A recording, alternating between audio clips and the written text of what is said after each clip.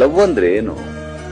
ಒಂದು 3-4 ವರ್ಷ ಜೊತೆಯಲ್ಲಿ ಪ್ರಯಾಣ ಮಾಡ್ತಾ ಅವನ್ ಕಷ್ಟ ಸುಖ ಇವಳ ಕಷ್ಟ ಸುಖ ಇಬ್ರಿಗೂ ಅರ್ಥ ಆಗಿ, ಇಬ್ರದು ಕೋಪ ತಾಪಗಳು ಗೊತ್ತಾಗಿ, ಇವನ್ ಜೊತೆ ನಾನು ಬಾಳ್ವೆ ಮಾಡ್ಬೋದು ಅಂತ ಇಬ್ರಿಗೂ ಅಂಡರ್ಸ್ಟ್ಯಾಂಡಿಂಗ್ ಬಂದ ಮೇಲೆ ಅದು ಲವ್.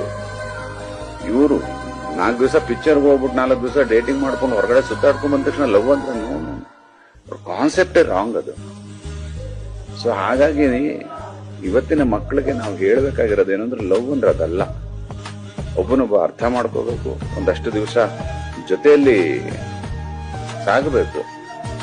ಅಂದ್ರೆ ಲಿವ್ ಇನ್ ರಿಲೇಶನ್ಶಿಪ್ ಅಲ್ಲಿ ಇರೋದು ಅಂತಲ್ಲ ನಾ ಹೇಳೋದು. ಅವ್ರಿಬ್ಬರನ್ನ ಅರ್ಥ ಮಾಡ್ಕೊಳಕ್ ಒಂದಷ್ಟು ಸಮಯ ಬೇಕು.